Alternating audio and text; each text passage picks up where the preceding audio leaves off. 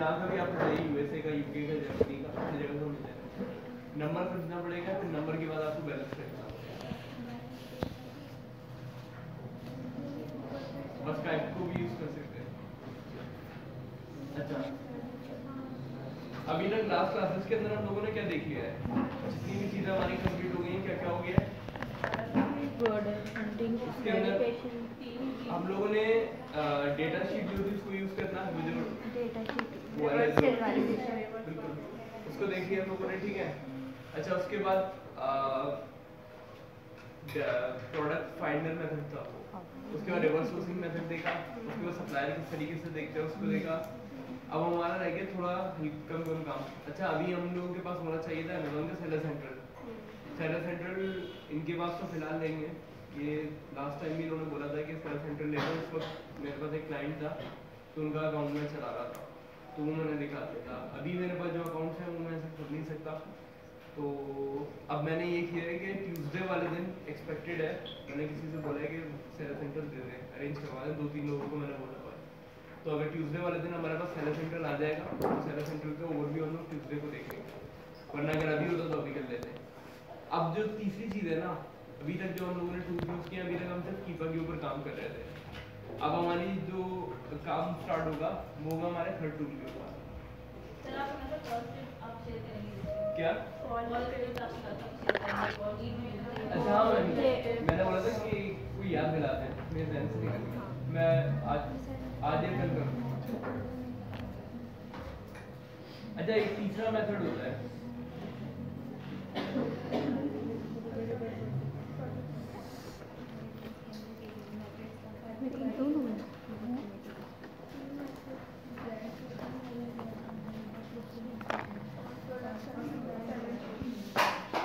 ठीक है। अरे बीच में थोड़ी थोड़ी चीज़ें रह गई हैं, उसको देख लेते हैं हम लोग, और उसके बाद फिर जो लास्ट मेथड है, अभी तो उसमें मसला चल रहा है। एक टूल होता है, उसका नाम होता है स्कैन अनलिमिटेड। अच्छा, एक और टूल भी होता है, लेकिन सबसे ज़्यादा चलता है स्कैन अनलिमिटेड। स्कैन अनलिमिटेड का काम ये होता है कि वो जो फाइल होती है ना उसको स्कैन करता है। अमेज़न के ऊपर सप्लायर्स की जो फाइल होती है ना उसको स्कैन करता है, और स्कैन करने के बाद उसमें से डेटा निकालता है। अब स्कैन करने का मतलब ये देखें, अभी तक हम लोग जो मेथड यूज कर रहे थे सारे, सबसे पहला मेथड था उसके अंदर प्रोडक्ट फाइंडर मेथड, ठीक है। अच्छा, स्कैन अनलिमिटेड अभी भी नहीं है क्योंकि उसके अंदर बैकएंड पे कोई मसला चलता है। अगर वो रिजॉल्व हो गया तो आ जाएगा, नहीं आएगा तो स्क्रीनशॉट से है, फिर स्क्रीनशॉट की पूरी प्रेजेंटेशन है, वहां से मैं आपको बता दूंगा, वो समझ आ जाएगा। स्कैन अनलिमिटेड पे कुछ भी नहीं है, सिर्फ आपको फाइल अपलोड करनी है और उसको रन करना है, वो सारा डेटा खुद निकाल देगा। अच्छा, तो होता क्या है कि पहला मेथड था प्रोडक्ट फाइंडर मेथड, और सेकंड था रिवर्स सोर्सिंग का मेथड, और थर्ड वाला जो हम लोगों ने देखा था वो था सप्लायर को ढूंढने का मेथड, कि हमें सप्लायर ढूंढना है। फर्स्ट में हम लोग क्या कर रहे थे कि हम कीपा के जो पूरे फिल्टर लगा रहे थे, पूरे फॉर्म भर रहे थे, वहाँ पे करने के बाद हमारे पास प्रोडक्ट निकल के आ रहे थे, फिर उसके बाद हम उस प्रोडक्ट का डेटाबेस बना रहे थे। डेटाबेस हम 2 जगहों पे बना रहे थे, एक हम ब्रांड का बना रहे थे और एक डिस्ट्रीब्यूटर का बना रहे थे। ब्रांड के अंदर ब्रांड की सारी डिटेल्स डाल रहे थे, डिस्ट्रीब्यूटर के अंदर सारे डिस्ट्रीब्यूटर्स की डिटेल डाल रहे थे। इस तरीके से हम लोग वो बना के जो पूरा डेटाबेस था इस तरीके से बना के फिर हम लोग उनको कांटेक्ट कर रहे थे, ब्रांड को भी कर रहे थे और डिस्ट्रीब्यूटर को भी कर रहे थे, और हम उनसे लेते अप्रूवल।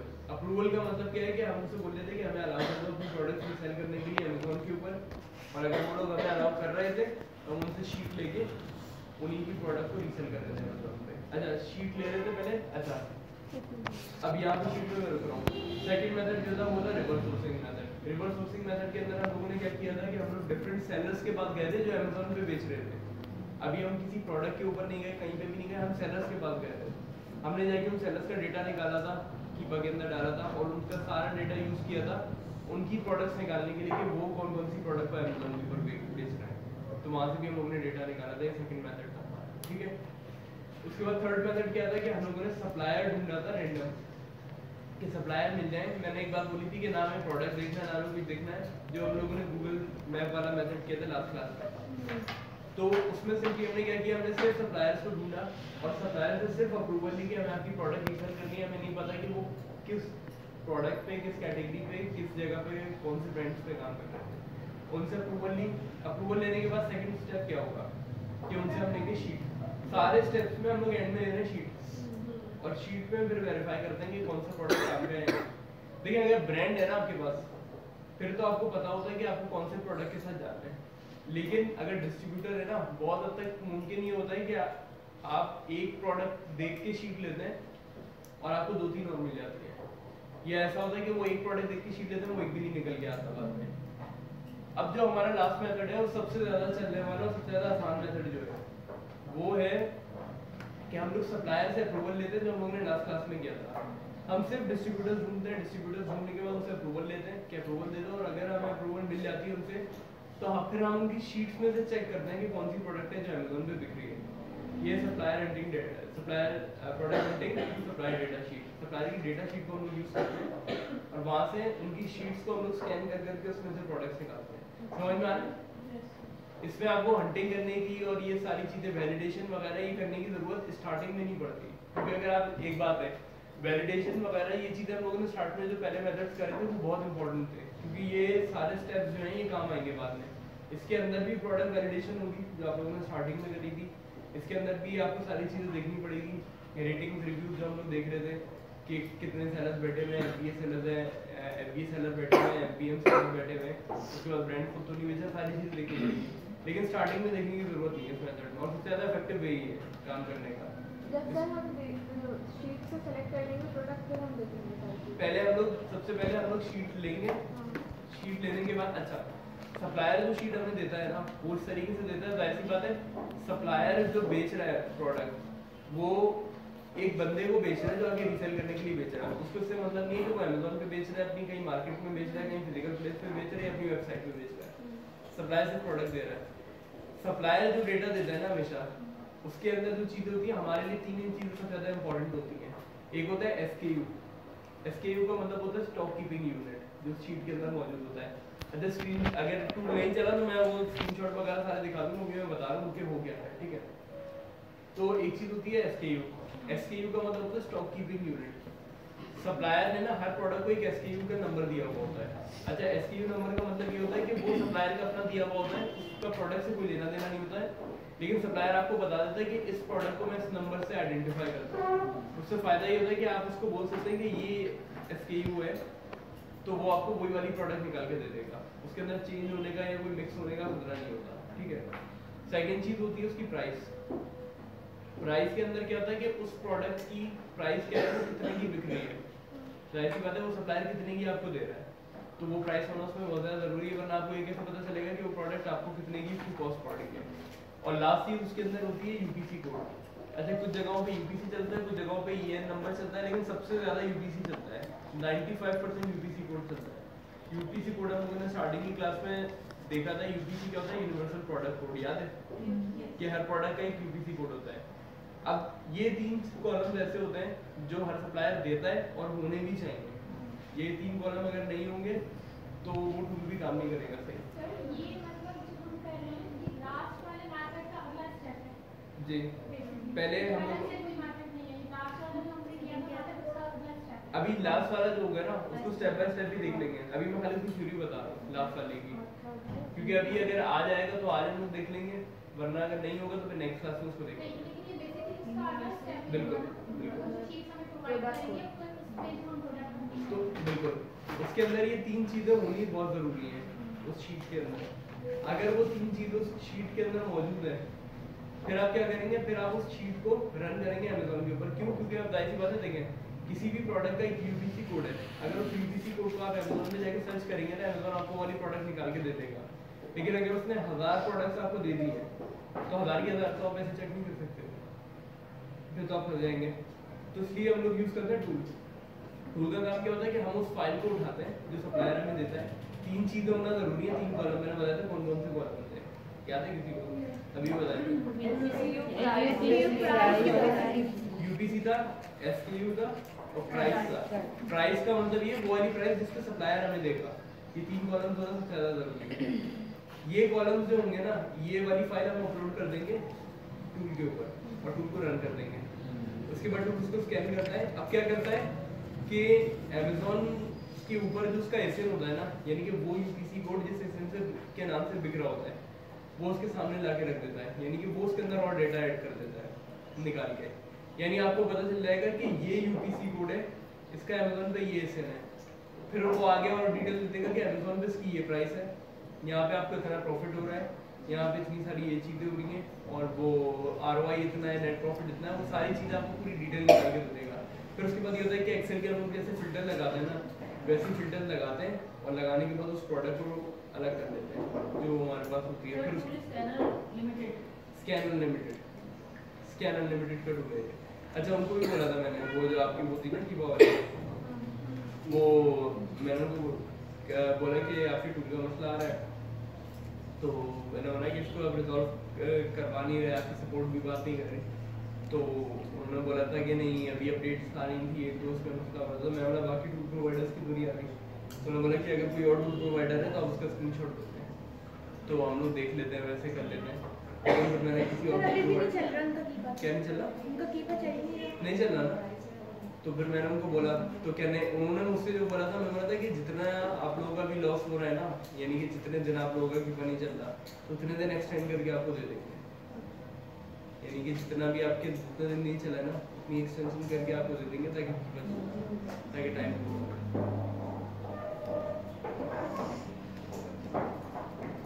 लेकिन वो फिर स्क्रीनशॉट मैंने दिया नहीं था, क्योंकि किसी और दूसरी प्रोवाइडर का स्क्रीनशॉट मैंने से किसी को दिया गलत है, वो पता नहीं क्या कहना उसका, ऐसा ना अपना चलाने की वजह उसका भी बंद कर दे। अच्छा, तो ये समझ में आ गया हम लोग इसमें करते क्या है। तो स्कैन अनलिमिटेड का काम बेसिकली ये होता है कि वो अमेज़न से डेटा उठाता है, सप्लायर का डेटा उठाता है, दोनों को मैच कर देता है। ये सबसे ज़्यादा इफेक्टिव मेथड होता है, ठीक है। अच्छा, उसके बाद ये वही है, प्रोडक्ट शीट आ गई आगे, कि प्रोडक्ट शीट वही है जो अभी तक हम लोग काम कर रहे थे, कि किसी भी प्रोडक्ट को ढूंढते हैं। अच्छा, एक चीज़ का ख्याल रखना होता है कि जब हम लोग काम करते हैं ना, जब हमें कोई प्रोडक्ट काम की मिल जाती है, जो प्रोडक्ट को हम हंट करते हैं, तो फिर उसको अपने डेटाबेस में नहीं रखते हैं, उस प्रोडक्ट को अलग कर देते हैं। क्योंकि अभी तक जो हम लोग डेटाबेस बना रहे थे ना, वो ब्रांड का बना रहे थे, ब्रांड की डिटेल्स निकाल लेते हैं। लेकिन जब हम लोगों ने उस शीट को रन किया, रन करने के बाद हमारे पास डेटा निकल के आ गया ना, तब हम यहाँ पे इस टाइप की प्रोडक्ट शीट बनाते हैं। इस प्रोडक्ट शीट का काम क्या होता है, देखिए अभी तक हम सिर्फ टारगेट कर रहे थे ब्रांड को, लेकिन एक ब्रांड की मल्टीपल प्रोडक्ट्स हो सकती है, अभी नहीं पता कि हम कौन सी प्रोडक्ट के साथ काम कर रहे हैं। इसी तरीके से अगर आपने सिर्फ अमेज़न के सेलर सेंटर पे उस प्रोडक्ट को रखा हुआ है, तो आपको नहीं पता कि अगर आपके पास SKUs बहुत ज़्यादा बढ़ जाएंगे, अगर आप 100-200 प्रोडक्ट्स के अंदर काम कर रहे हैं, तो वहाँ पे आप ढूंढते फिरेंगे, फिर तो हो गया काम। तो इसलिए उसको आप अलग शीट में भी मेंटेन करते हैं, जो प्रोडक्ट आपको मिल जाती है ना फाइनली, उसको अलग शीट के अंदर भी मेंटेन करते हैं। उसके अंदर क्या आता है, सबसे पहले आप एसेट डालते हैं उसका,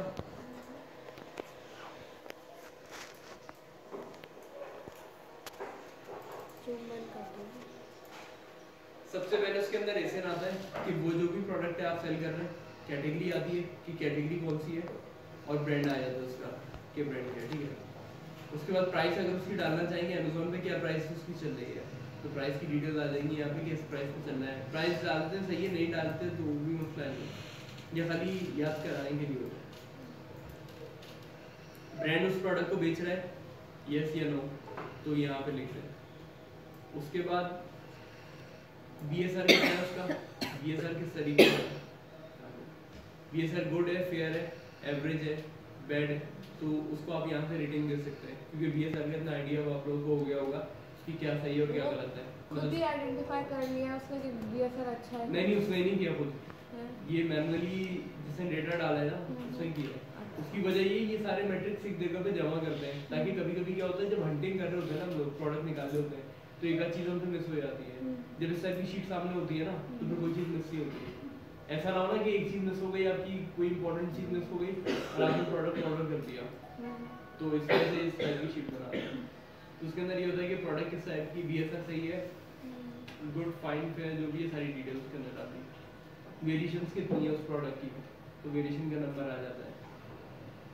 FBS अलग है उसमें, यस नो, तो जो भी है FBS अलग है या नहीं है, जो भी हम बताते हैं। बाय बॉक्स रोटेशन कैसी है उसकी, गुड, बेस्ट, फेयर, वर्स्ट, जो भी है यहाँ पे डालते हैं। प्राइस फॉरेन हिस्ट्री, के प्राइस फॉरेन हिस्ट्री का मतलब क्या है कि जो इसके अंदर एक चीज़ आ रही थी, प्राइस वॉर, बाय बॉक्स की जो वो थी प्राइस थी, उसको देखेंगे कि वो स्टेबल थी जो हम लोग चेक कर रहे थे ना, अनस्टेबल होगी तो उसका मतलब ये प्राइस वॉर है कि बाय बॉक्स की प्राइस स्टेबल नहीं है, कभी बहुत बढ़ जाती है, कभी बहुत कम हो जाती है, तो अनस्टेबल हो जाएगा। उसके बाद फिर ये देखना ऐसा कुछ कैटेगरीज ऐसी होती है जिसके साथ हम लोग काम नहीं करते हैं, काम नहीं करते उसको थोड़ा सा अवॉइड करते हैं। पहली चीज आ गई इलेक्ट्रॉनिक आइटम्स, ठीक है। अच्छा इलेक्ट्रॉनिक आइटम्स के अंदर क्या होता है कि इलेक्ट्रॉनिक आइटम्स को हम थोड़ा अवॉइड करते हैं स्टार्टिंग। अब तो ये हो गया कि इलेक्ट्रॉनिक आइटम्स को लोग बहुत ज़्यादा सपोर्ट करते हैं अब के टाइम में, लेकिन इनिशियली अभी भी अवॉइड करना चाहिए। अब जैसे यहाँ पे एक वो है कंपनी है, पाकिस्तानी कंपनी है, उनका हेड ऑफिस है, मैं देखता हूँ अगर यहाँ पे उनकी वेबसाइट खुल जाए, ये अमेज़न के ऊपर करता है।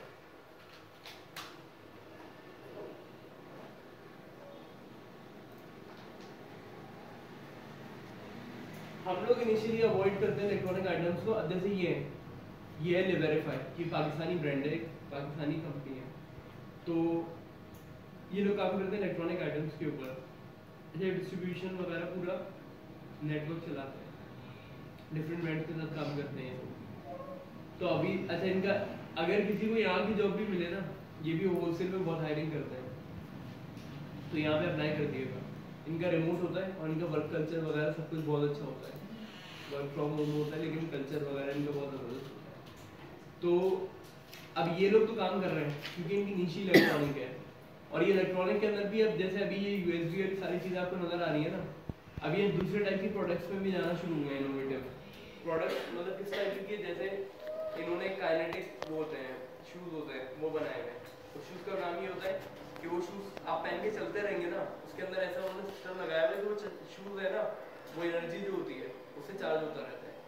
फिर उसके अंदर आप अपनी केबल लगाएं, शूज़ से आप अपना फ़ोन चार्ज कर सकते हैं। तो इस टाइप की ये चीज़ें कर रहे होते हैं।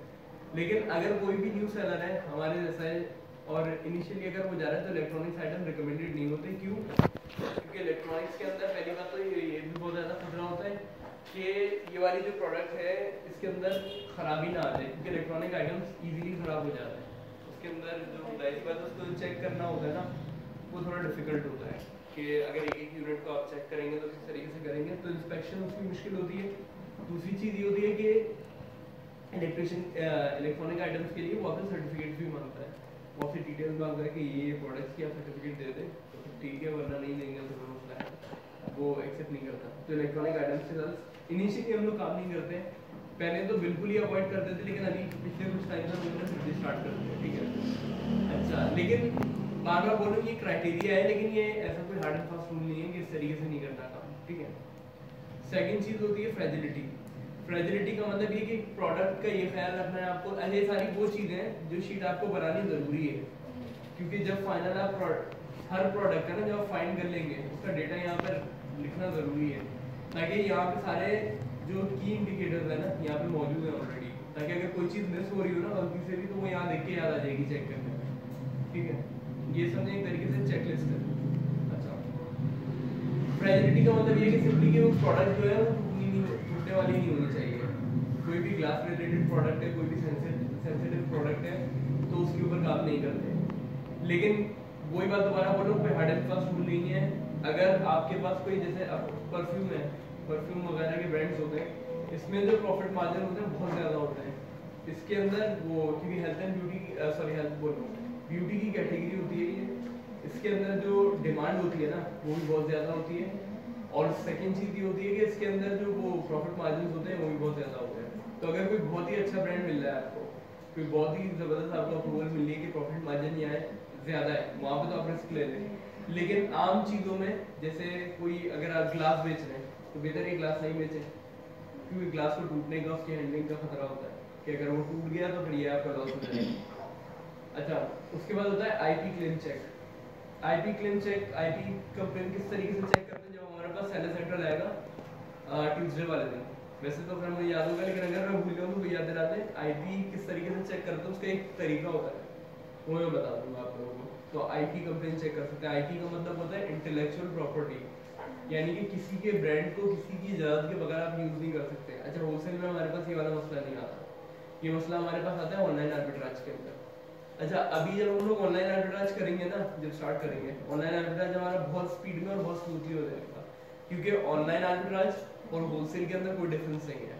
सिर्फ एक चीज़ का डिफरेंस था, वो था ब्रांड अप्रूवल का, कि ऑनलाइन आर्बिट्राज में हम कोई अप्रूवल नहीं लेते, होलसेल में हम ब्रांड अप्रूवल लेते हैं। बस ये डिफरेंस है, बाकी ना अकाउंट हैंडलिंग में कोई डिफरेंस है, ना बिजनेस प्रोसेस में, ना किसी चीज़ में कोई डिफरेंस नहीं है, 100% है।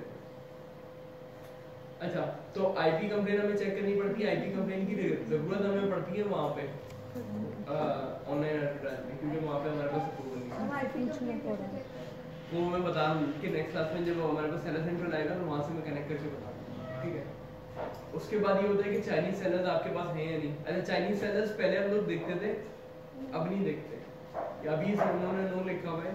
लेकिन अगर बहुत ही ज़्यादा जैसे बैठे हुए चाइनीज हैं अगर, फिर तो नहीं जाए तो बेहतर है कि अगर टॉप 50 के अंदर भी अगर आप जा रहे हैं तो सारे चाइनीज बैठे हुए हैं, फिर तो रहेंगे। लेकिन अगर चाइनीज सेलर्स बैठे हुए हैं टॉप 10 में अगर बैठे हुए हैं, 3-4 स्पॉट्स पे बैठे हुए हैं या इस तरीके से बैठे हुए हैं, तो फिर बेटर रहना है। क्योंकि अब जाहिर सी बात है चाइनीज जो होता है ना वो हर जगह आ गए, तो उनसे हम उनके साथ चल सकते हैं, उसको अवॉइड नहीं कर सकते, ठीक है। चाइनीज सेलर जो होता है ना वो अपने नाम से ही पता चल जाता है। पहली बात तो ये कि वो अपनी प्रोडक्ट से भी पता चल जाता है कि वो प्रोडक्ट किस तरीके की बेच रहा है। दूसरी बात ये कि नाम जो होता है ना चाइनीज सेलर का हमेशा नहीं तो कम से कम 98% ऑफ द टाइम चाइनीज में होगा, कोई चाइनीज करके अजीब से वो जो नाम होते हैं ना नी हाओ पता नहीं क्या उस टाइप का नाम होगा, और या चाइनीज लिखी हुई होगी, तो वहाँ से वो लोग पकड़ना है। अच्छा, और दूसरी चीज ये होती है कि जब हम वो लगाते हैं ना एक्सटेंशन लगाते हैं, एक टूल होता है हमारे पास हीलियम 10 का, तो हीलियम 10 का जब एक टूल होता है एक्सरे का, जब हम उसको वो रन करते हैं ना तो वो आगे हमें ओरिजिन भी बता देता है कि ये कहाँ का है। तो वो हमें क्लियरली बता देता है कि ये चाइना जो लिखा हुआ होता है ना उसके आगे CN लिख देता है, और जो USA होता है उसके आगे USA लिख देता है, और UK के आगे तो वो ओरिजिन बता देता है। उसके बाद आता है हैजनेट। हैजनेट का मतलब ये कि ऐसी प्रोडक्ट, हैजनेट क्या थी बल्कि बताया था जिसमें वो चांसेस होते हैं कि इसमें आग लग सकती है। अच्छा, हैजनेट के अंदर हमें चेक करना पड़ता है। हैजनेट का हल है वो ये कि जब भी आपके पास अकाउंट आए ना तो एक प्रोग्राम होता है डेंजरस गुड्स प्रोग्राम अमेज़न का, उसके अंदर अपने आप को एनरोल कराने फौरन। उससे फ़ायदा ये होता है कि उसको फौरन अमेज़न अप्रूव नहीं करता, उसमें टाइम लेता है तकरीबन 1-2 महीने तो ले ही लेता है, और अगर लास्ट क्वार्टर चल रहा क्वार्टर तो 2-3 महीने और कभी कभी 4 महीने भी ले लेता है। तो हैजनेट का फ़ायदा ये होता है कि डेंजरस गुड्स प्रोग्राम में जब अपने आप को आप एनरोल कराते हैं ना तो अमेज़न आपको हैजनेट प्रोडक्ट्स जो होती है ना वो सेल करने की परमिशन दे देता है। हैजनेट का फ़ायदा ये होता है कि यहाँ पे कंपटीशन कम होता है और प्रॉफिट मार्जिन बहुत ज़्यादा होता है। कंपटीशन इसलिए कम होता है, लोग डर के मारे आएंगे तो उनको समझ नहीं आता कि कोई गड़बड़ नहीं होता है, और प्रॉफिट इसलिए ज़्यादा होता है कि डिमांड बहुत होती है इसकी। ऐसी बात है एक चीज़ की डिमांड ज़्यादा है और उसकी सप्लाई कम है तो उसकी प्राइस बढ़ जाएगी। लेकिन अगर नॉर्मल कंडीशंस के अंदर जाते हैं कि अगर आपने हैजनेट के अंदर एनरोल नहीं कराया और अमेज़न ने अलाउ नहीं किया, अगर एनरोल कराया भी अलाउ नहीं किया तो हैजनेट के अंदर तो बिल्कुल नहीं है।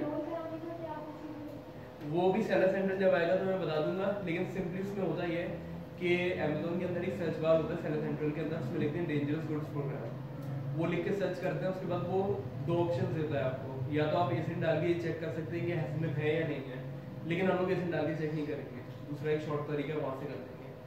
और लेकिन नीचे एक ऑप्शन होता है एनरोल इन हैजनेट प्रोग्राम, तो उसके अंदर अपने आप को एनरोल कराते हैं तो वो आपको ऑटोमेटिकली अलाउ कर देता है। उसके बाद लास्ट हैजनेट में ये पता चल जाएगा कि अगर हैजनेट है ना तो फिर हम उस प्रोडक्ट के साथ काम नहीं करेंगे, क्योंकि हैजनेट का मतलब ये कि उसमें आग लगने का चांस है।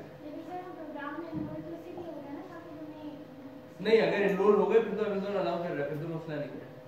लेकिन अगर एनरोल नहीं कर रहा ना, क्योंकि देखिए अगर आपने एनरोल करा दिया है, अमेज़न ने अप्रूव भी कर दिया, फिर भी आपके लिए चेक करना ज़रूरी है, क्योंकि ऐसी प्रोडक्ट होती है ना उसको हैंडल करने के थोड़ी अलग गाइडलाइंस होते हैं।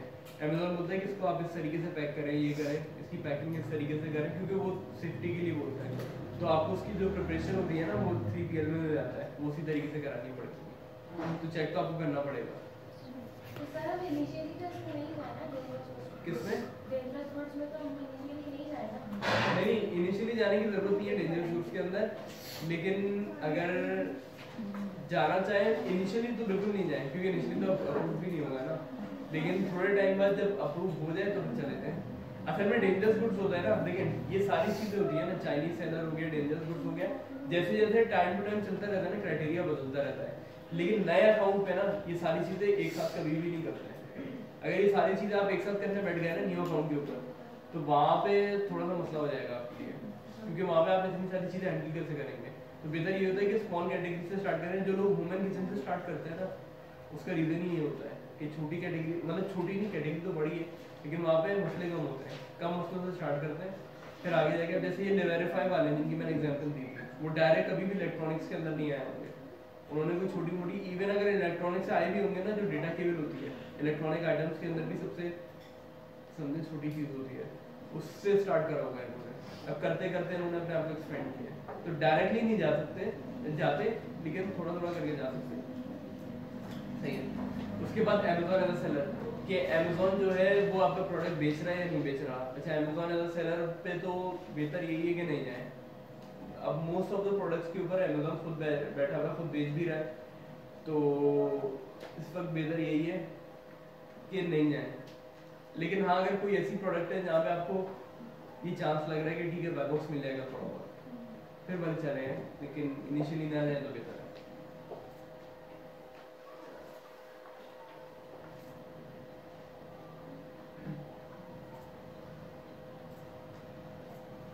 इसके बीच में थोड़ी थोड़ी चीजें मिस हो गई हैं।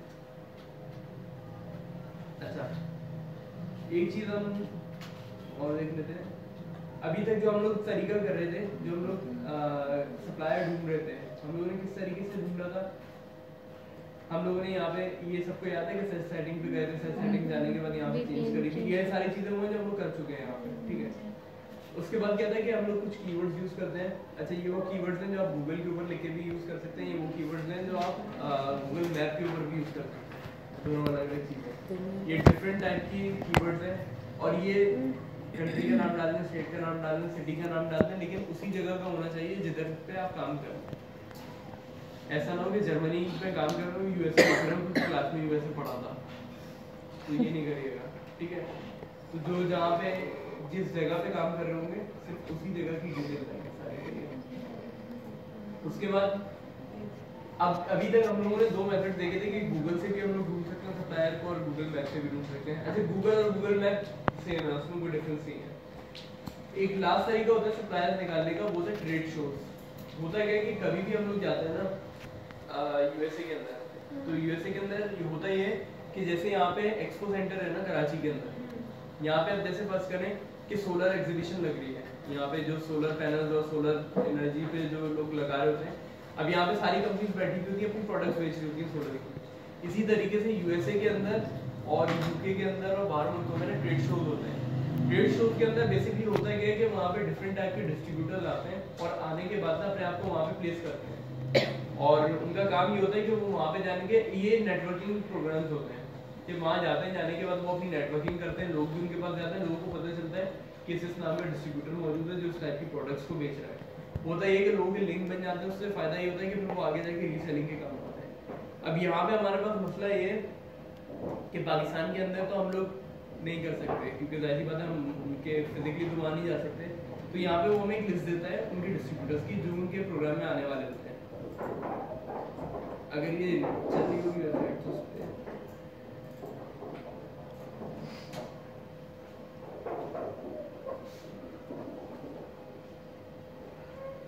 जैसे ये एक वेबसाइट है ट्रेड शो की। अच्छा, ट्रेड शो अगर आप खाली गूगल पे भी लिखेंगे ना ट्रेड शो इन यूएसए, तो वहाँ पे भी आपको मल्टीपल वो दे देगा, ऑप्शन दे देगा, लिंक से देगा।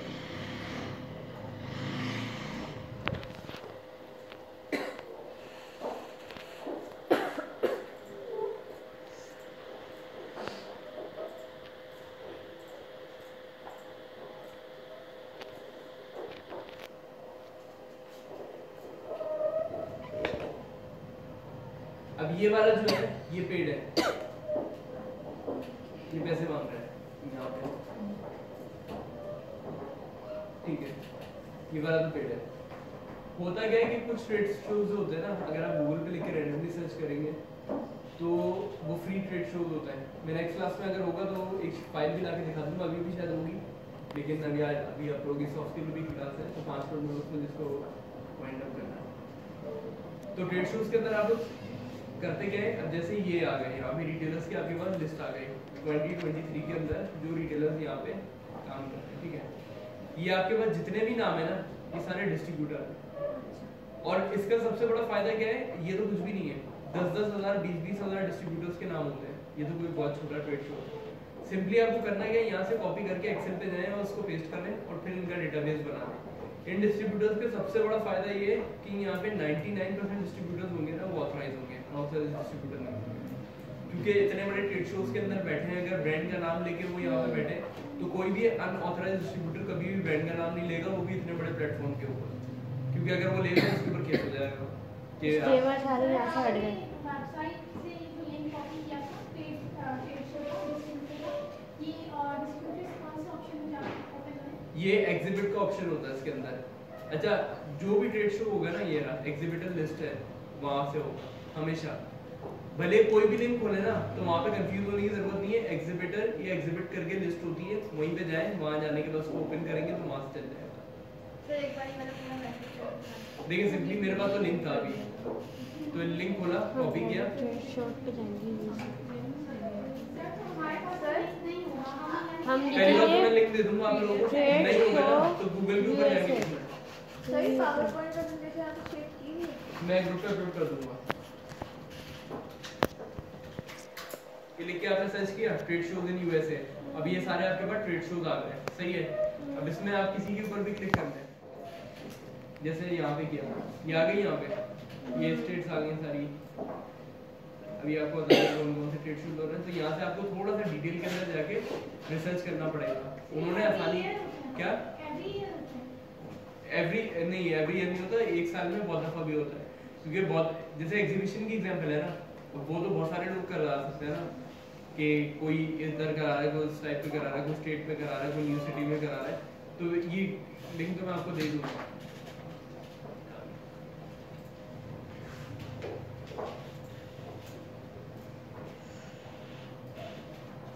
यहाँ पे आपको थोड़ा सर्च करना पड़ेगा, लेकिन यहाँ पे अब यहाँ पे कहाँ पे था मुझे नहीं पता, लेकिन मुझे मालूम है जो भी हो गए ना डेटा वो इसी के अंदर होगा। तो ये सारे मैंने टैब्स खोल लिए थे, इन टैब्स में से मुझे एक टैब मिल गया जहाँ पे ये सारा डेटा मिल गया। इसमें सारी रिसर्च आप ही को करनी है, कुछ भी नहीं करना है, आपको सिर्फ ट्रेड शोज निकालने, ट्रेड शोज खोलने हैं, कहाँ पे हो रहे हैं उसकी वो आपको लिस्ट देगा डिस्ट्रीब्यूटर्स की, कोई रॉकेट साइंस नहीं है कि ट्रेड शोज कहाँ पे हो रहे हैं वो खुद देखें और उस ट्रेड शो के अंदर कौन कौन से डिस्ट्रीब्यूटर आ रहे हैं वो देखें बस, और वो सारा डेटा उठा के एक्सेल के अंदर कॉपी करने फिर उसका डेटाबेस बनाना। सभी हर कैटेगरी से काम करते हैं। ये मिक्स कैटेगरी होगी। अब कुछ ट्रेड शोज होंगे जो अलग अलग कैटेगरी पे चल रहे होंगे, कुछ ऐसे होंगे जो सारे जो ट्रेड शो हो रहा होगा वो एक ही कैटेगरी का हो रहा होगा कि आप इस कैटेगरी का ट्रेड शो होता है ना। अब जैसे ये बिल्कुल वैसे ही है जैसे एग्जीबिशन लगती है एक्सपो के अंदर। अब कभी कभी अगर स्पेसिफिक कैटेगरी के अंदर हो रहा होता है ना, जैसे एक मिसाल दे रहा हूँ, आइडियाज की एग्जीबिशन है वो जो लगती है, वो जो वेपन्स वगैरह के लगाते हैं ना, तो वो एक ही कैटेगरी है, वो सिर्फ वेपन्स की होती है और किसी की नहीं होती। इसी तरीके से जो अभी थोड़े टाइम पहले सोलर की लगी थी, वो सिर्फ सोलर की थी और किसी की भी नहीं थी। लेकिन कुछ एग्जीबिशन ऐसी होती है उसके अंदर आपको फूड स्टॉल वाले भी नजर आएंगे, जो फूड चेन वाले होते हैं, वहाँ पे आपको वो टेक्सटाइल वाले भी नजर आएंगे, वुमेन किचन वाले भी नजर आएंगे, पेट सप्लाईज वाले भी, सारे मिक्स होते हैं। तो ये डिपेंड करता है, अलग अलग ट्रेड शोज होते हैं, मिक्स भी हो सकते हैं, स्पेसिफिक भी हो सकते हैं। लेकिन हमें खाली डिटेल्स चाहिए, तो हम पहले जो मिलेगा डिटेल निकाल के उसको अपने पास। सर आप इनका नाम कॉपी पेस्ट कर लेंगे एक्सेल पर, उसके बाद हमें इसको नाम गूगल पे लिख के सर्च करना है। बिल्कुल, डेटाबेस आपको वैसे ही बनाना पड़ेगा और उसके बाद फिर आपको अप्रूवल लेनी पड़ेगी इनसे। लेकिन ये सप्लायर्स जो हैं ज़्यादा जेन्युइन होते हैं, तो यहाँ पे अप्रूवल और सारी चीज़ें होती है ना, अगर आपको मिल जाएगी तो आपके लिए ज़्यादा ईजी होता है काम करना। ठीक है, समझ आ गया ना? आ गया? जी सर। अच्छा, उसके बाद हम लोगों ने लास्ट क्लास में ट्रस्ट पायलट भी देखा था। ट्रस्ट पायलट याद है ना सबको? Yes sir. कि वो जब हम एक वेबसाइट खोल के उस पे वेबसाइट के रिव्यूज चेक कर रहे थे, सप्लायर के, डिस्ट्रीब्यूटर के, तो ट्रस्ट पायलट आपको यूज करना है। ठीक है सर, हम जैसे नए हैं तो हमें डिस्ट्रीब्यूटर अप्रूवल दे देगा? क्या दे देगा? अप्रूवल मिल जाएगा? मिल जाएगा, लेकिन ये है कि बड़े डिस्ट्रीब्यूटर के पास नहीं जाए, छोटे जो डिस्ट्रीब्यूटर होते हैं मीडियम साइज के होते हैं ना इनिशियल में, उनके पास जाए अप्रूवल दे देंगे। बड़े डिस्ट्रीब्यूटर के पास जाएंगे तो ऑब्वियसली नहीं देंगे, डिपेंड करता है ना उसके पास प्रोडक्ट्स कितनी है। दूसरी बात ये कि अगर प्रोडक्ट्स इतनी है तो उसके बाद एमओक्यू से भी अंदाजा हो जाता है। बड़ा डिस्ट्रीब्यूटर हमेशा बड़ा एमओक्यू देगा और छोटा डिस्ट्रीब्यूटर होगा वो कम एमओक्यू पे भी काम चलाता है। और दूसरी चीज़ एक बजट की भी होती है कि बजट कितना है आपके पास। अगर आपके पास बजट है ना ज़्यादा तो फिर बड़े छोटे डिस्ट्रीब्यूटर से फर्क नहीं पड़ता, फिर आपको अप्रूवल मिल जाती है। और अगर डिस्ट्रीब्यूटर की वेबसाइट पे ऐड टू कार्ट का ऑप्शन आ रहा हो फिर तो डायरेक्टली बाय करें, फिर अप्रूवल की जरूरत ही नहीं है, क्योंकि आपको तो सिर्फ इनवॉइस चाहिए ना, इनवॉइस आपको वहाँ से ही मिल जाएगी। ठीक है, क्लियर है? कोई सवाल तो नहीं है? थोड़ा उल्टा सवाल है। हमने ना कल एक प्रोडक्ट निकाली थी, तो ये लेकिन वो जो डिस्ट्रीब्यूटर था वो ऑथराइज था या नहीं हमें नहीं पता था। आपने बोला था मैं टेम्पलेट दे दूंगा बात करने किस चीज़ के लिए? बात करने के लिए? हाँ, ठीक तो है। ये कहे ना ये आपका एक डिस्ट्रीब्यूटर ये ऑथराइज है या नहीं, तो हम तो बात कर लेंगे। नहीं, टेम्पलेट जो था ना वो ये था बात करने के लिए था, ऑथराइज अनऑथराइज का टेम्पलेट नहीं था। ऑथराइज अनऑथराइज का ट्रस्टपाइलट पे चेक करेंगे। आप सवाल कंप्लीट कर लेना। इससे पूछना पड़ेगा ना ब्रांड से कि आपकी डिस्ट्रीब्यूटर आपकी प्रोडक्ट बेच रहा है तो ये ऑथराइज है या नहीं, ये पूछना पड़ेगा ताकि कोई फ्रॉड ना हो जैसे। ठीक है। तो हम तो ये पूछ लेंगे, लेकिन आप पूछ के दिखाएंगे कि सिर्फ एग्जाम्पल के लिए। मसला ये कि इस टाइम पे मैं पूछ नहीं सकता ना, अभी इस टाइम पे जिस टाइम पे हमारी क्लास का टाइम होता है मैं कोई टेम्पलेट या कोई वीडियो निकाल के आपको दे दूंगा, क्योंकि मैं लाइव कॉलिंग भी कर सकता हूँ, लाइव कॉलिंग में कोई मसला नहीं है, लेकिन इस टाइम पे ना यूएसए के टाइम पे ओरियो की रात ऑफिस टाइमिंग नहीं है। तो आप मतलब ऐसी कोई वीडियो रिकॉर्ड तो फिर हमें भी उससे भी ग्रुप ज़ूम पे बता देना आप। क्या? ज़ूम पे बता देना। पे बता दें ग्रुप जब हम लोग डेमो जब देने का हम लोग को ये ना तो बात करें। चलिए मैं कोई ना कोई रिसोर्स अरेंज करके मैं आप लोगों को दे दूंगा, ठीक है? सही है। और कोई सवाल है? चलिए ठीक है, फिर आप लोगों की सॉफ्टवेयर की क्लास है।